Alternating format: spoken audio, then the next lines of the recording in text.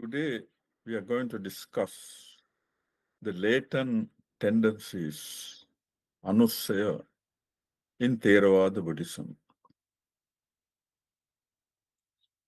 In the Buddhist teaching, the Buddha has described several overlapping groups of mental defilements as the main cause for suffering and continuation of the cycle of birth and death, the samsara.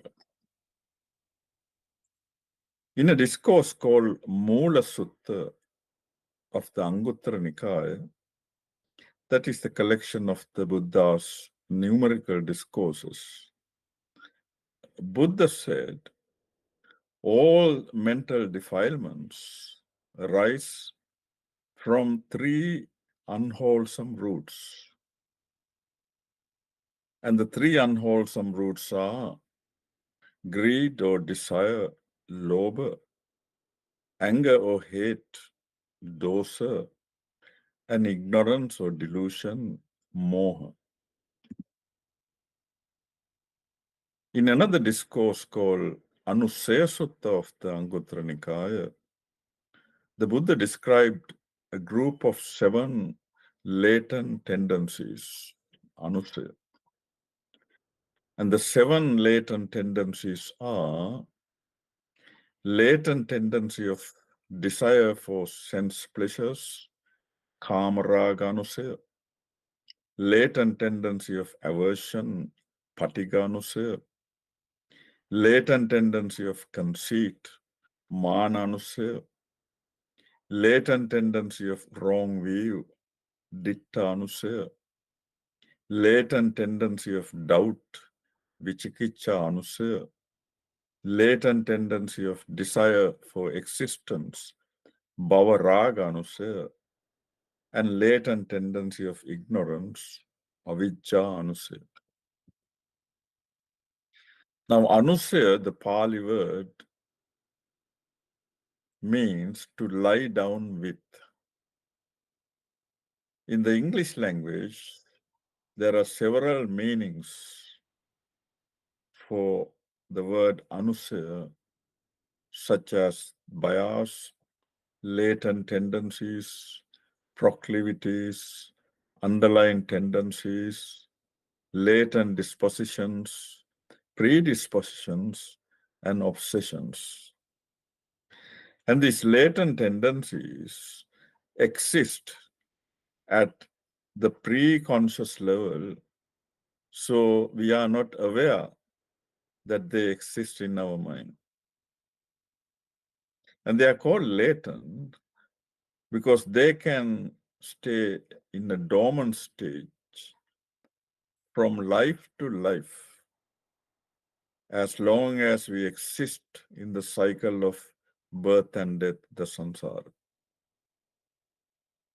And they become active in response to the sense objects that we receive through our 6 sense doors, the eye, the ear, the nose, the tongue, the body, and the mind. One can say the latent tendencies are similar to sediments that lie quietly at the bottom of a jar of water. When the water is stirred, then the sediments come up and makes the water unclear and dirty. And the latent tendencies are also similar to a dormant volcano that becomes active and erupt when the right conditions are there. Now, all our mental defilements function at 3 different levels. The first level is the subtle level of latent tendency. And when we receive sense objects through any of the sense doors, then a particular latent tendency will become active and lead to various thoughts and emotions. And that intermediate conscious level is called pariyuttana. Now, following the intermediate conscious level, then we react to that particular experience with unwholesome verbal or physical actions. And that gross level of transgression is called vitikkama. Now, the first latent tendency is latent tendency of desire for sensual pleasures, kama raga anusaya. And that is the habitual tendency that exists in our pre-conscious mind that underlies our desire and craving for sensual pleasures. Now, due to this latent tendency, we desire and crave for pleasant visual objects that we receive through the eye, pleasant sounds that we receive through the ear, pleasant smells that we receive through the nose, pleasant tastes that we receive through the tongue, pleasant touches that we feel through the body, and pleasant mind objects that we feel through the mind. Now, whenever we receive a pleasant sense object through one of the sense doors that arouse a pleasant sensation, then this anusaya becomes active and give rise to thoughts and emotions at the surface level of our consciousness. And that is the pariyuttana level. And then we react through unwholesome verbal and physical actions, and that is the gross level of transgression, vitikkama.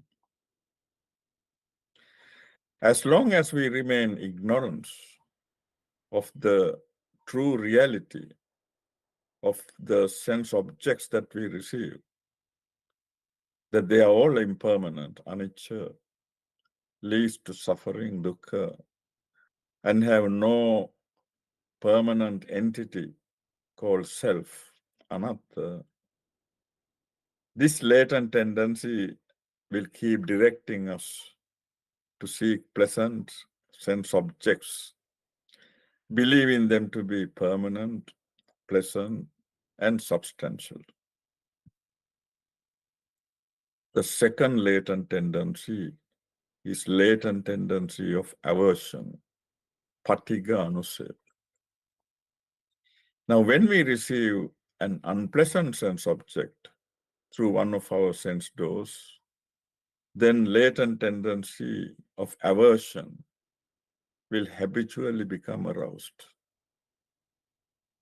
And when we are conscious of this aversive feeling, we react to it either through unwholesome verbal or bodily actions.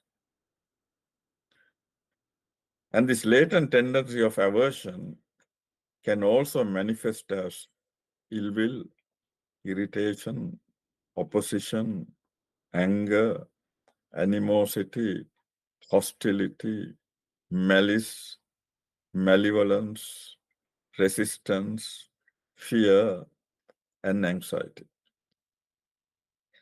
Now, one could say the tendencies of desire for sensual pleasure and aversion are, in a way, linked to each other. When we have a pleasant experience, the latent tendency of desire for sensual pleasure becomes active. And when that particular pleasant experience cease to exist, then the latent tendency of aversion arises. And whenever we have a painful or disagreeable sensation, then latent tendency of aversion arises. And when that painful experience ceases to exist, then again the latent tendency of desire for sensual pleasure arises. The third latent tendency is latent tendency of conceit, mana anusaya. Now, this is the latent tendency that makes us compare ourselves with others. It lays dormant until we receive a relevant sense object, when it will become active, leading to thoughts and emotions, and then to the gross level of transgression through unwholesome verbal and physical actions. Now, this latent tendency of conceit is linked with the wrong view that we have of a self or I am. One can compare oneself with others in various areas, such as one's caste, race, physical beauty, strength, power, health, wealth, knowledge, and even one's morality and achievements during meditation. When one compares oneself with others, it can take one of three forms. One may feel that one is superior to others, Shreyamana. One will feel that one is equal to others, Sadisamana. And one may feel that one is inferior to others, Heenamana. The fourth latent tendency is latent tendency of wrong view, Diktanusaya. Now, along with the latent tendencies of desire for sensual pleasures and aversion, latent tendency of wrong view is one of the strongest latent tendencies. And this is the underlying tendency that leads us to develop a wrong belief of a permanent entity called ego or self in relation to the five aggregates of clinging, pancha upadana khandha. The Buddha has said that what we call a person or an individual is nothing but a psychophysical complex of five aggregates of clinging. And the five aggregates of clinging are materiality of form, rupa, feeling, vedana, perception, sanya, mental formation, sankhara, and consciousness, vijnana. Now, materiality of form represents our physical aspect, while feeling, perception, mental formation, and consciousness represent our mental actions. Through ignorance, we consider the five aggregates of clinging as I or me, and that can lead to the development of various mental defilements, such as egoism, conceit, craving, attachment, selfishness, ill will, and hatred. The fifth latent tendency is latent tendency of doubt, vichikiccha anusaya. Now, doubt uncertainty or indecision is a mental defilement that can affect our spiritual progress. There are two types of doubt. Firstly, a healthy, genuine doubt to find information about the Buddha's teaching and various aspects of the Buddhist practice. And when one receives that information from a spiritual friend, a teacher, or a mentor, then that doubt becomes clear. But the skeptical doubt will not become clear, whatever information the person receives. And that skeptical doubt may be doubt about the Buddha, doubt about the Dhamma, doubt about the Sangha, the Buddha's noble disciples, or it may be doubt with regard to the spiritual path, the past, future, and dependent origination. One could develop doubts even with regard to one's teacher or the meditation technique that one is practicing, and even about one's own ability and suitability to practice meditation. The sixth latent tendency is latent tendency of desire for existence, bhavaraga anusaya. Now, while describing the second noble truth of the causation of suffering, the Buddha described three types of craving. Craving for sense pleasures, kama tanha, craving for becoming, bhava tanha, and craving for non-becoming, vibhava tanha. Now, the latent tendency of desire for existence can consist of two aspects, and that is desire to be born in fine material Brahma worlds, or desire to be born in immaterial formless Brahma worlds.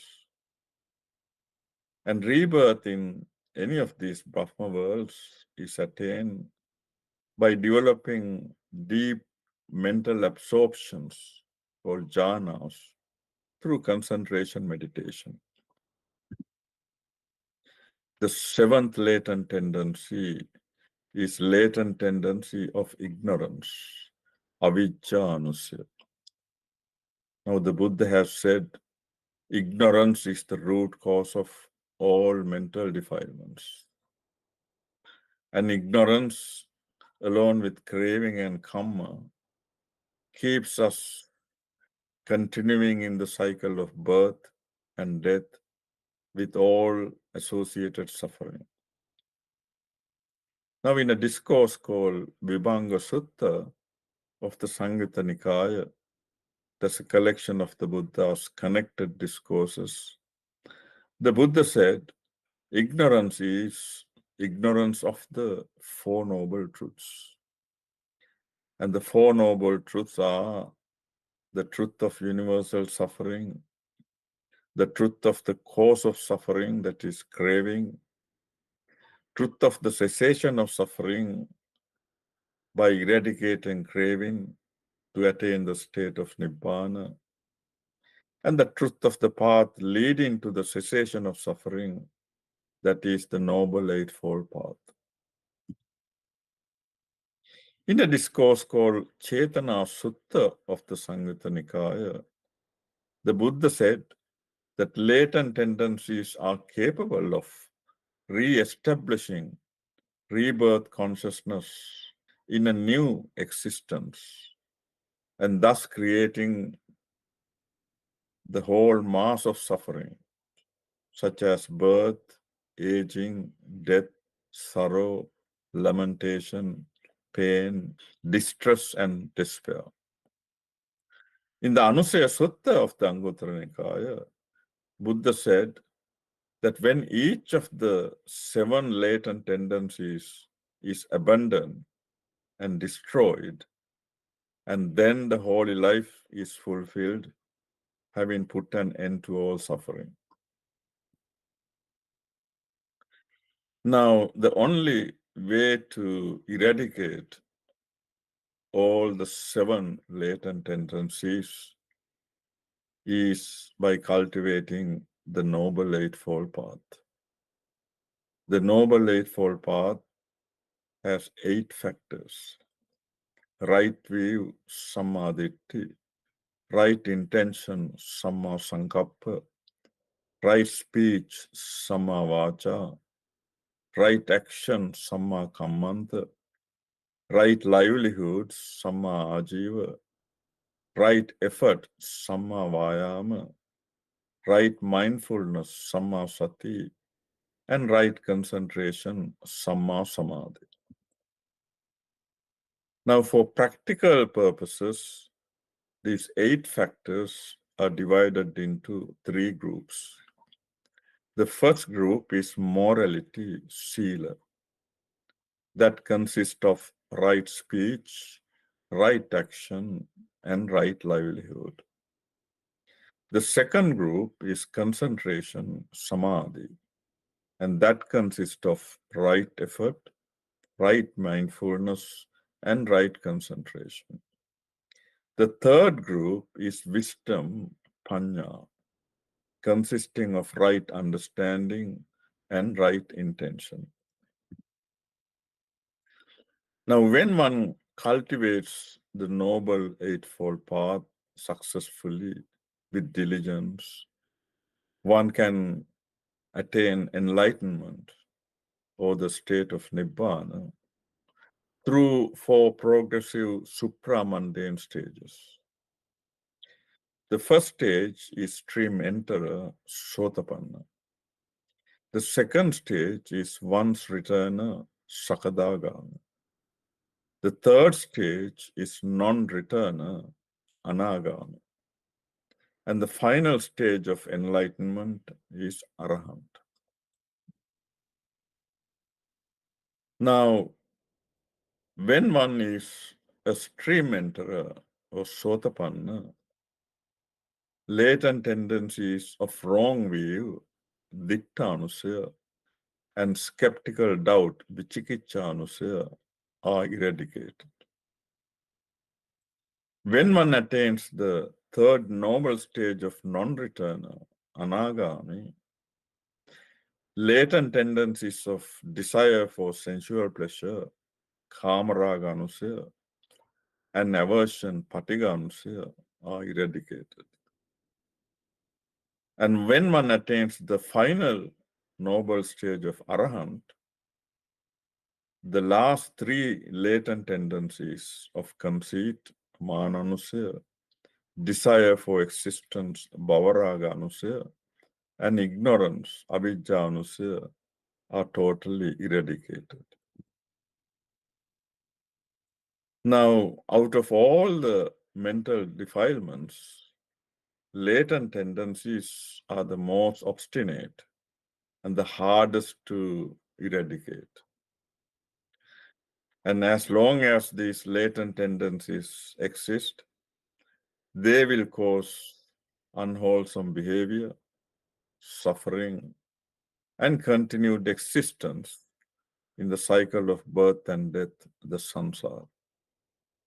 And the only way to eradicate the latent tendencies is to cultivate the Noble Eightfold Path, the Buddhist path of liberation from suffering. Thank you very much.